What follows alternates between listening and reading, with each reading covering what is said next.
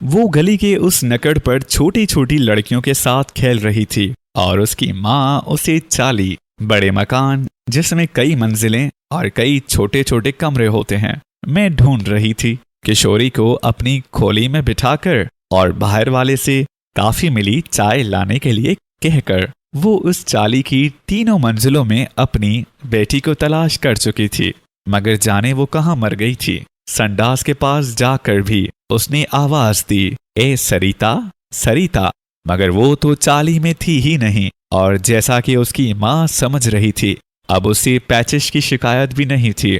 दवा पिए बगैर उसको आराम आ चुका था और वो बाहर गली के उस नकड़ पर जहाँ कचरे का ढेर पड़ा रहता है छोटी छोटी लड़कियों से खेल रही थी और हर किस्म के फिक्र और तरद्दुद से आजाद थी। उसकी माँ बहुत मुतफिकर थी। किशोरी अंदर खोली में बैठा था और जैसा कि उसने कहा था, दो सेठ बाहर बड़े बाजार में मोटर लिए खड़े थे, लेकिन सरिता कहीं गायब ही हो गई थी। मोटर वाले सेठ हर रोज तो आते ही नहीं, ये तो किशोरी की मेहरबानी है कि महीने में एक दो बार मोटी आसामी ले आता है, वरना ऐसे गंदे मोहल्ले में जहां पान की पीकों और जली हुई बेड़ियों की मिली जुली बू से किशोरी घबराता है। सेठ लोग कैसे आ सकते हैं? किशोरी चूंकि होशियार है इसलिए वो किसी आदमी को मकान पर नहीं लाता, बल्कि सरिता को कपड़े वपड़े पहनाकर बाहर ले जाया करता है और उन लोगों से कह दिया करता है कि साहब लोग,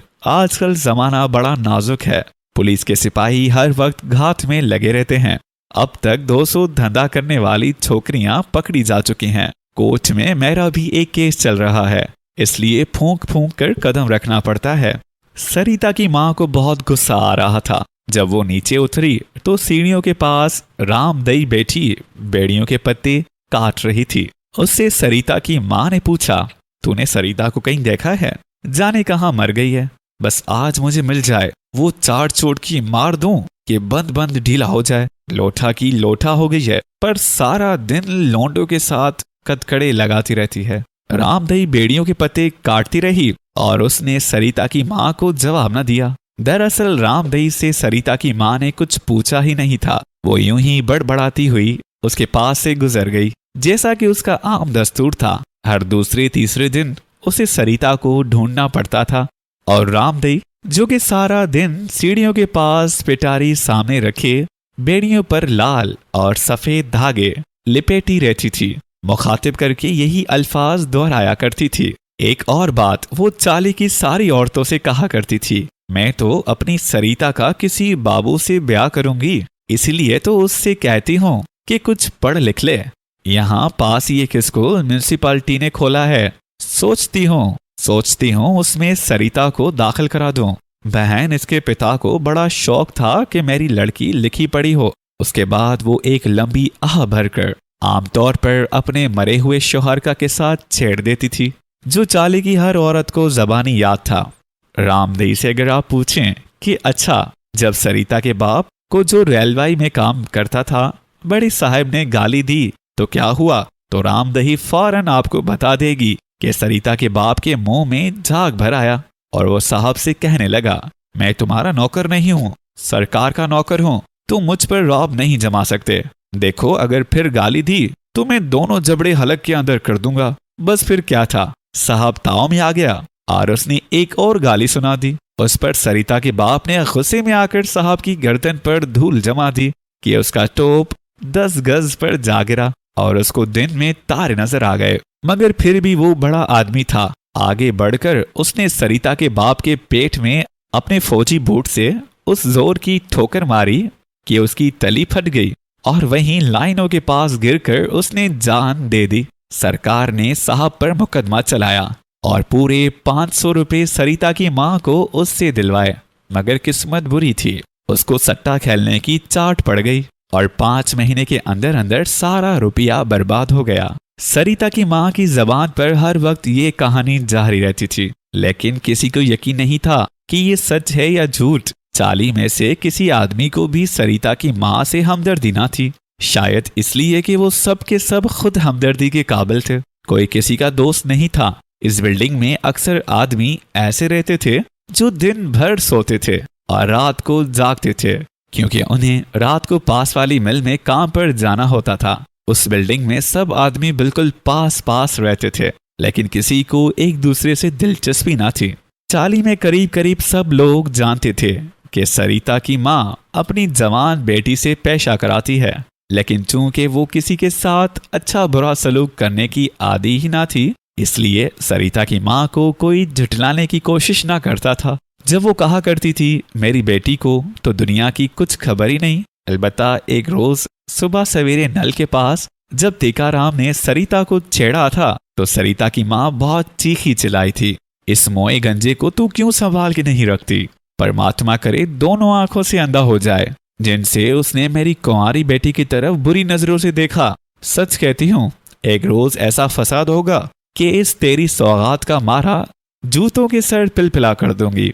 बाहर जो चाहे करता फिरे, यहाँ उसे भले मानसों की तरह रहना होगा, सुना? और ये सुनकर टीकाराम की भींगी बीवी धोती बांधते बांधते बाहर निकल आई। खबरदार मोई चुड़ैल, जो तूने एक लफ्ज भी और जबान से निकाला, ये तेरी देवी तो होटल के छोकरों से भी आंख मचोली खेलती है, और तू क्या हम सबको अंधा समझती है? क्या हम सब जानते नहीं कि तेरे घर में नित नए बाबू किस लिए आते हैं? और ये तेरी सरिता आए दिन बन सवर के बाहर क्यों जाती है? बड़ी आई इज्जत आबरू वाली, जा जा दूर दफान हो यहाँ से।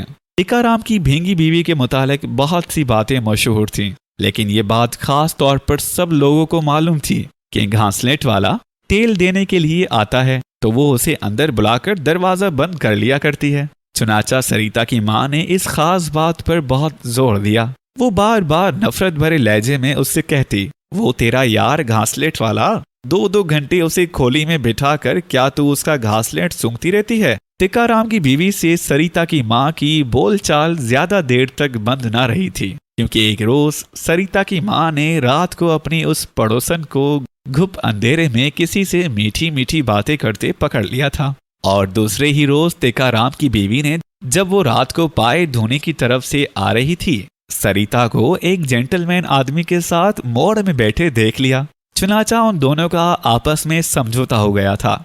इसीलिए सरिता की माँ ने टीकाराम की बीवी से पूछा, तूने कहीं सरिता को नहीं देखा? टीकाराम की बीवी ने भींगी आंख से गली के नकड़ की तरफ देखा। वहां घोड़े के पास पटवारी की लोंडिया से खेल रही है। फिर उसने आवाज धीमी करके उससे कहा, अभी अभी किशोरी ऊपर गया था, क्या तुझसे मिला? सरिता की माँ ने इधर उधर देखकर होले से कहा, ऊपर बिठा आई हूँ, पर ये सरिता हमेशा वक्त पर कहीं गायब हो जाती है, कुछ सोचती नहीं, बस दिन भर खेल कूद चाहिए।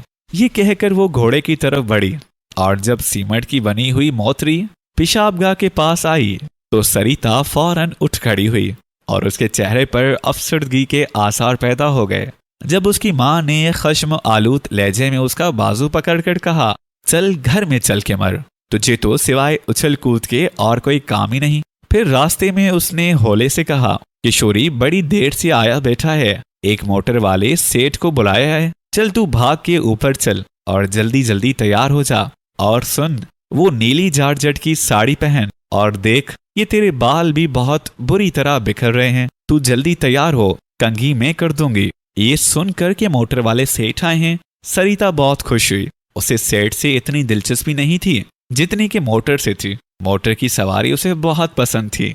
जब मोटर फराटे भरती, खुली खुली सड़कों पर चलती और उसके मुंह पर हवा के तमाचे पड़ते तो उसके दिल में एक नाकाबिले बयान मुसरत उबलना शुरू हो जाती। मोटर में बैठकर उसको हर शे एक हवाई चक्कर दिखाई देती और समझती कि वो खुद एक भगोला है जो सड़कों पर उड़ता चला जा रहा है। सरिता की उम्र ज्यादा से ज्यादा 15 बरस की होगी, मगर उसमें बचपना 13 बरस की लड़कियों का सा था। औरतों से मिलना जुलना और उनसे बातें करना बिल्कुल पसंद नहीं करती थी। सारा दिन छोटी छोटी लड़कियों के साथ ऊंट पटांग खेलों में मसरूफ रहती, ऐसे खेल जिनका कोई मतलब ही ना हो। मिसाल के तौर पर वो गली के काले लुक भरे फर्श पर खरिया मिट्टी से लकीरें खींचने में बहुत दिलचस्पी लेती थी, और उस खेल में वो इस इन्हमाक से मसरूफ रहती जैसे सड़क पर ये टेढ़ी बंगी लकीरें अगर ना खींची गईं तो आमद और रफ्त बंद हो जाएगी। और फिर खोली से पुराने टाट उठाकर वो अपनी नन्ही नन्ही सहेलियों के साथ कई कई घंटे उनको फुटपाथ पर झटकने साफ करने बिछाने और उन पर बैठने के गैर दिलचस्प ख्याल में मशगूल रहती थी। सरिता खूबसूरत नहीं थी, रंग उसका सियाही माइल गंदोमी था। बम्बई के मरतूब मौसम के बायस उसके चेहरे की जिल्द हर वक्त चिकनी रहती थी और पतले पतले होंठों पर जो चीकू, एक फल जिसका रंग गंदोमी होता है, के छिलके दिखाई देते थे, हर वक्त खफीफ सी लर्जिश तारी रहती थी। ऊपर के होंठ पर पसीने की 3-4 नन्ही नन्ही बूंदें हमेशा कपकपाती रहती थीं। उसकी सेहत अच्छी थी।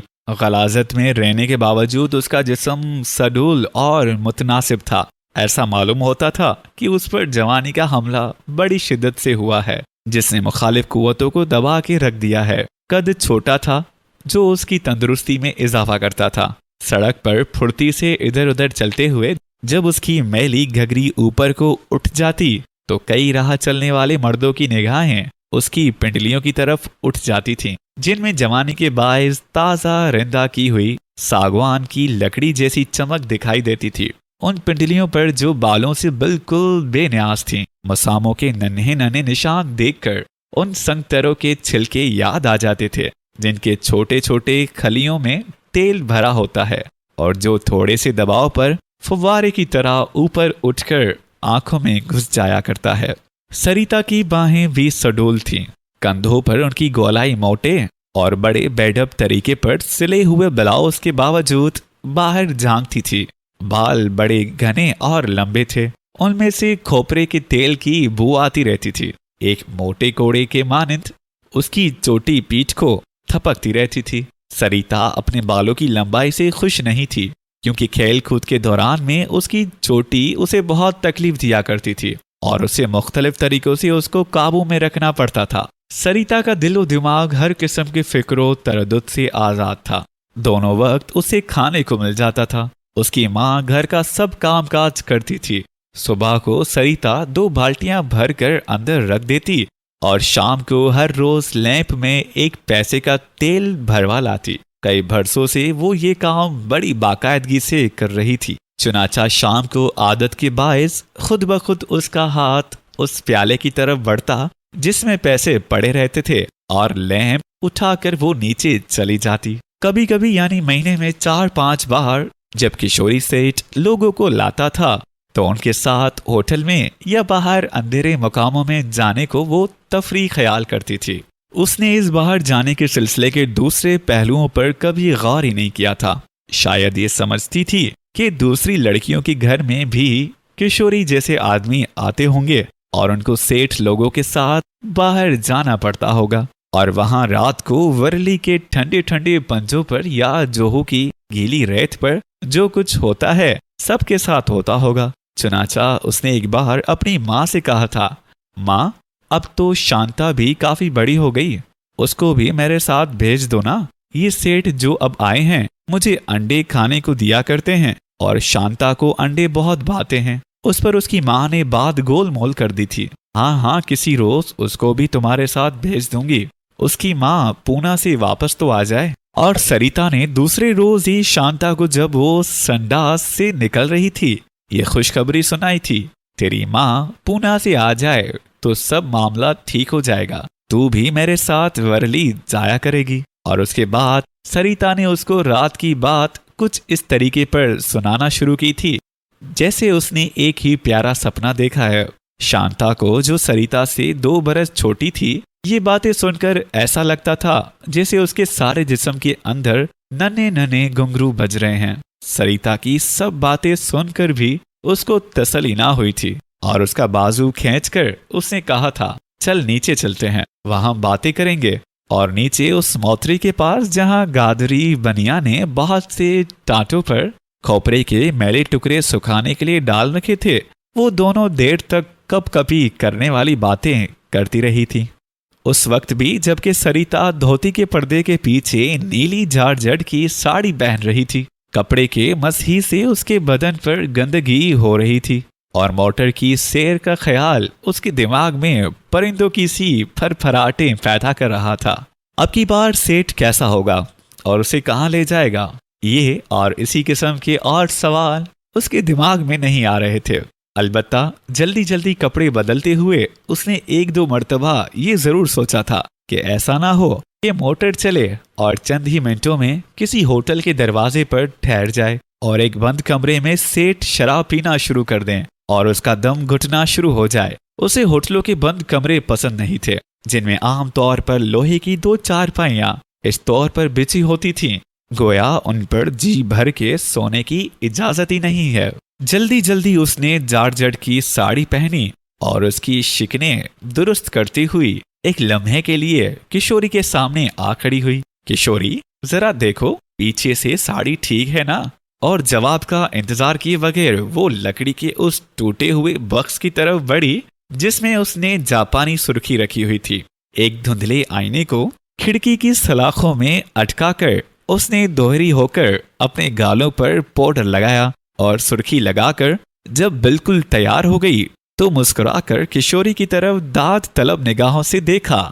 शोख रंग की नीली साड़ी में होठों पर बेतरतीबी से सुर्खी की धड़ी जमाए और सांवले गालों पर प्याजी रंग का पाउडर मले वो मट्टी का एक ऐसा खिलौना मालूम हुई जो दिवाली पर खिलौने बेचने वालों की दुकान में सबसे ज्यादा नुमाया दिखाई दिया करता है। इतने में उसकी माँ आ गई। उसने जल्दी जल्दी सरिता के बाल दुरुस्त किए और कहा, देखो बिटिया, अच्छी अच्छी बातें करना और जो कुछ वो कहें मान लेना। ये सेठ जो आए हैं ना, बड़े आदमी हैं, मोटर उनकी अपनी है। फिर किशोरी से मुखातिब होकर कहा, अब तू जल्दी से ले जा इसे, बेचारे कब के खड़े राह देख रहे होंगे।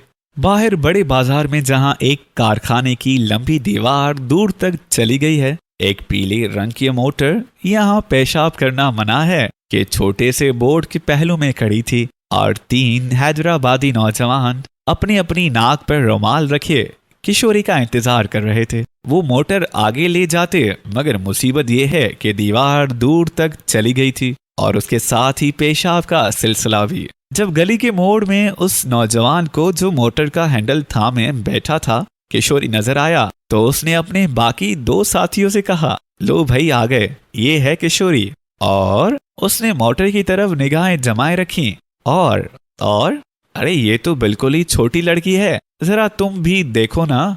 अरे भाई वो नीली साड़ी में। जब किशोरी और सरिता दोनों मोटर के पास आ गए तो पिछली सीट पर जो 2 नौजवान बैठे थे उन्होंने दरमियान में से अपने हेट वगैरह उठा लिए और जगह खाली कर दी। किशोरी ने आगे बढ़ के मोटर के पीछे हिस्से का दरवाजा खोला और फुर्ती से सरिता को अंदर दाखिल कर दिया। दरवाजा बंद करके किशोरी ने उस नौजवान से जो मोटर का हैंडल थामे था कहा, माफ कीजिएगा, देर हो गई। ये बाहर अपनी किसी सहेली के पास गई हुई थी। तो नौजवान ने मुड़कर सरिता की तरफ देखा और किशोरी से कहा, ठीक है, लेकिन देखो। सड़क कर मोटर की इस खड़ी में से उसने अपना सर बाहर निकाला और हौले से किशोरी के कान में कहा, शोर वोर तो नहीं मचाएगी? किशोरी ने उसके जवाब में अपने सीने पर हाथ रखकर कहा, सेठ आप मुझ पर भरोसा रखिए। ये सुनकर उस नौजवान ने जेब में से 2 रुपए निकाले और किशोरी के हाथ में थमा दिए। जाओ ऐश करो।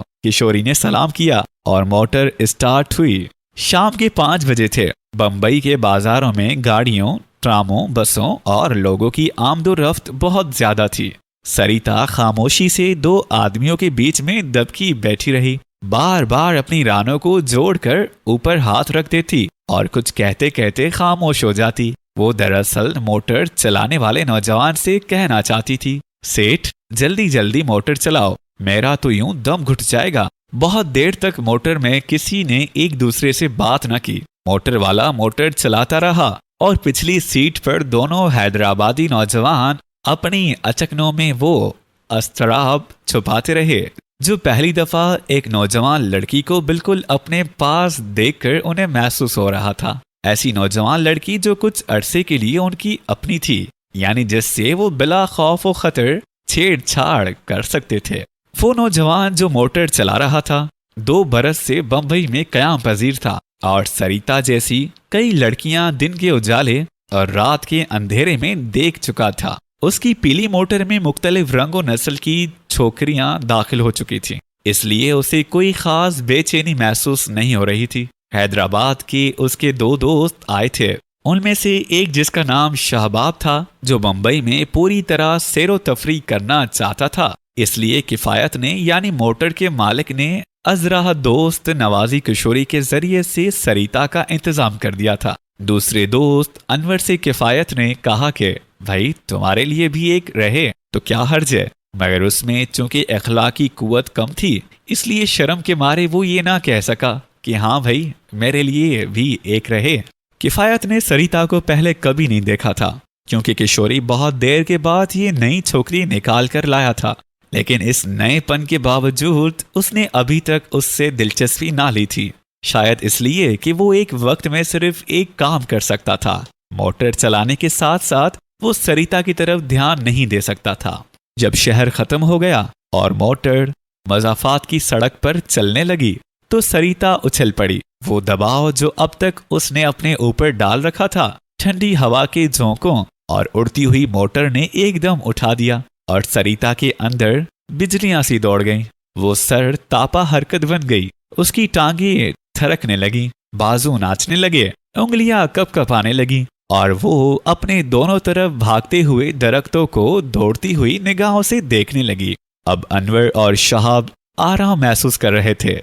शहाब ने जो सरिता पर अपना हक समझता था होले से अपना बाजू उसकी कमर में हायल करना चाहा। एकदम सरिता की गुदगुदी उठी, तड़प कर वो अनवर पर जा गिरी और पीली मोटर की खिड़कियों में से दूर तक सरिता की हंसी बहती गई। शहाब ने जब एक बार फिर उसकी कमर की तरफ हाथ फेराया तो सरिता दोहरी हो गई और हंसते हंसते उसका बुरा हाल हो गया। अनवर एक कोने में दबका रहा और मुंह में थूक पैदा करने की कोशिश करता रहा। शहाब के दिलो दिमाग में शोख रंग भर गए। उसने किफायत से कहा, वल्लाह बड़ी करारी लौंडिया है। ये कहकर उसने जोर से सरिता की रान में चुटकी भरी। सरिता ने उसके जवाब में अनवर का हौले से कान मरोड़ दिया, इसलिए कि वो उसके बिल्कुल पास था। मोटर में कह के उबलने लगे। किफायत बार बार मुड़कर देखता था, हालांकि उसे अपने सामने छोटे से आईने में सब कुछ दिखाई दे रहा था कि कहों के जोर का साथ देने की खातिर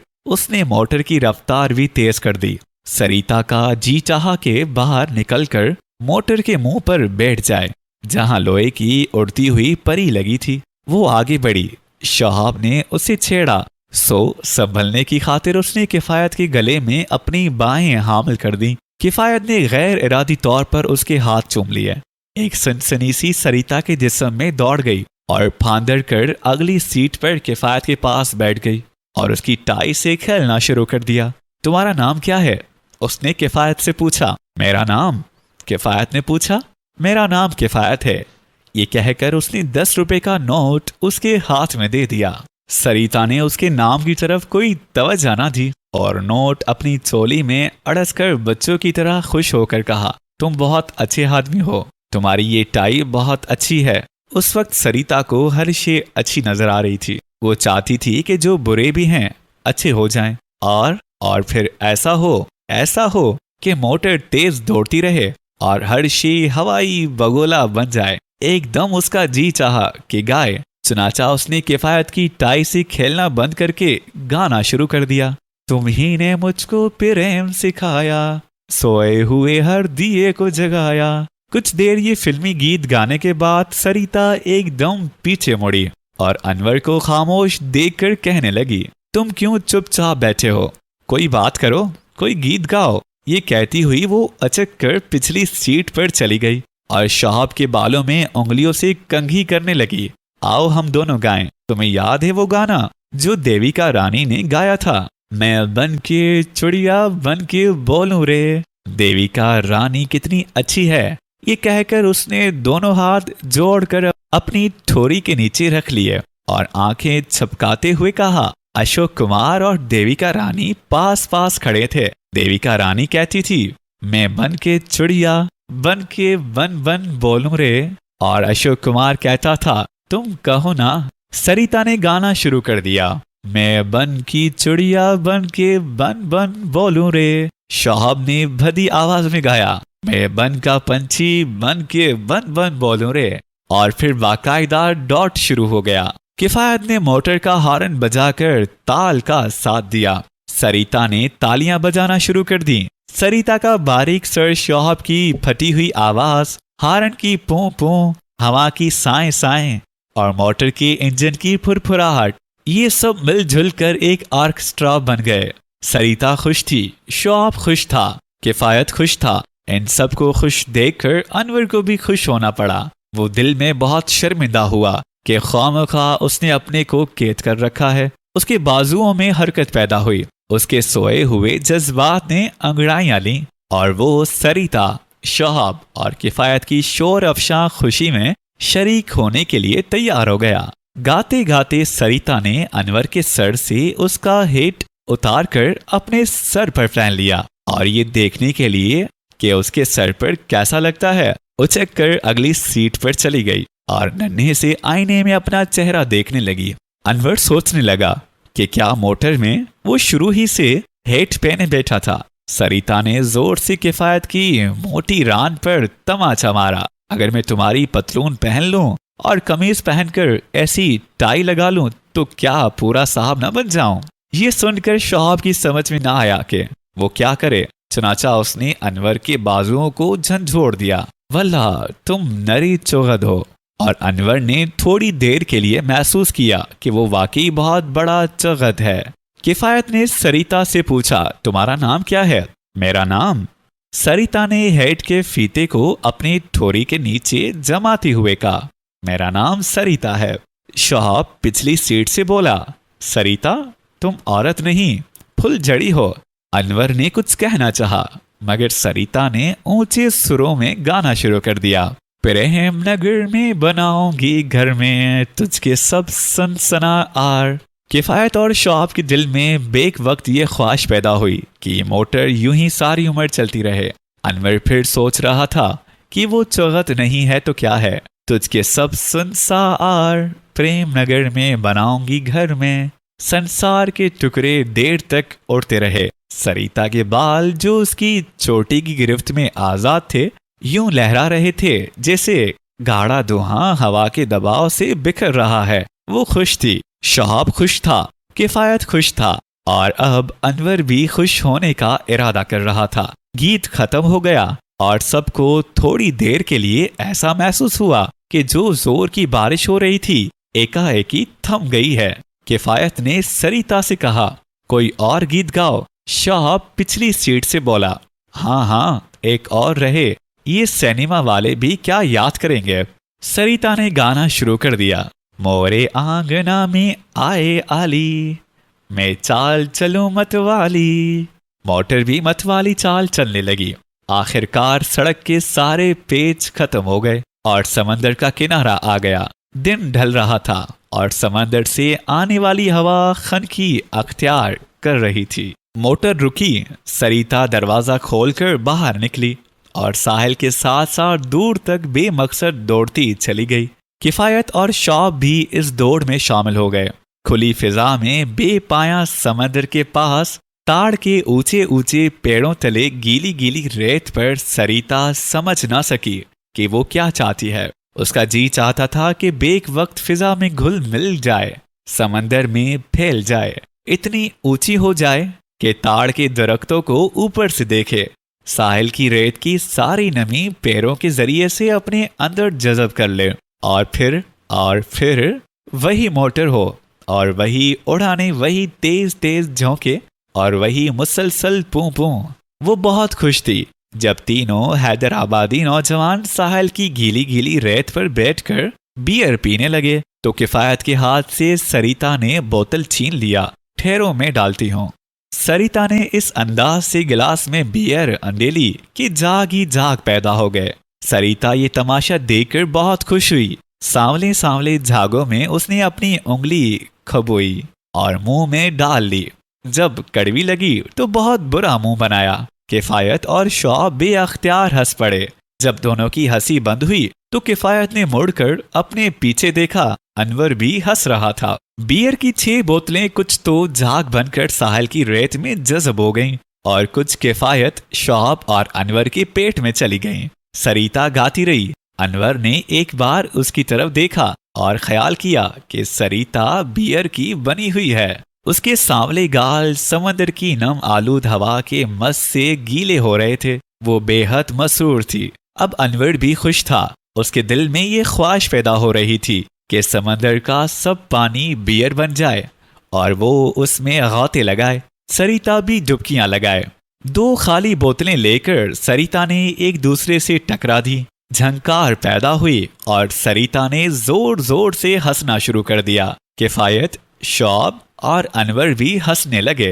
हंसते हंसते सरिता ने किफायत से कहा, आओ मोटर चलाएं। सब उठ खड़े हुए। खाली बोतलें गीली गीली रेत पर ऊंधी पड़ी रहीं और वो सब भागकर मोटर में बैठ गए। फिर वही हुआ कि तेज तेज झोंके आने लगे। वही मुसलसल पू पू शुरू हुई और सरिता के बाल फिर धुएं की तरह बिखरने लगे। गीतों का सिलसिला शुरू हुआ। मोटर हवा में आरे की तरह चलती रही। सरिता गाती रही। पिछली सीट पर शौब और अनवर के दरमियान सरिता बैठी थी। अनवर ओंघ रहा था। सरिता ने शरारत से शौब के बालों में कंघी करना शुरू की, मगर उसका नतीजा ये हुआ कि वो सो गया। सरिता ने जब अनवर की तरफ रुख किया तो उसे वैसा ही सोया हुआ पाया। उन दोनों के बीच में से उठकर वो अगली सीट पर किफायत के पास बैठ गई और आवाज दबाकर होले से कहने लगी, आपके दोनों साथियों को सुला आई हूं, अब आप भी सो जाइए। किफायत मुस्कुराया।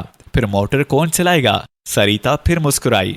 चलती रहेगी। देर तक किफायत और सरिता आपस में बातें करते रहे। इतने में वो बाजार आ गया जहां किशोरी ने सरिता को मोटर के अंदर दाखिल किया था। जब वो दीवार आई जिस पर यहाँ पेशाब करना मना है कि कई बोर्ड लगे थे, तो सरिता ने किफायत से कहा, बस यहाँ रोक लो। मोटर रुकी। पेशतर उसके कि किफायत कुछ सोचने या कहने पाए। सरिता मोटर से बाहर थी। उसने इशारे से सलाम किया और चल दी। किफायत हैंडल पर हाथ रखे गालिबन सारे वाक़े को जहन में ताज़ा करने की कोशिश कर रहा था कि सरिता के कदम रुके, मुड़ी और चोली में से 10 रुपए का नोट निकालकर किफायत के पास सीट पर रख दिया। किफायत ने हैरत से नोट की तरफ देखा और पूछा, सरिता ये क्या? ये रुपए मैं किस बात के लूं? कहकर सरिता फुर्ती से दौड़ गई और किफायत सीट के गदे पर पड़े हुए नोट की तरफ देखता रह गया। उसने मुड़कर पिछली सीट की तरफ देखा। शौब और अनवर भी नोट की तरह सो रहे थे।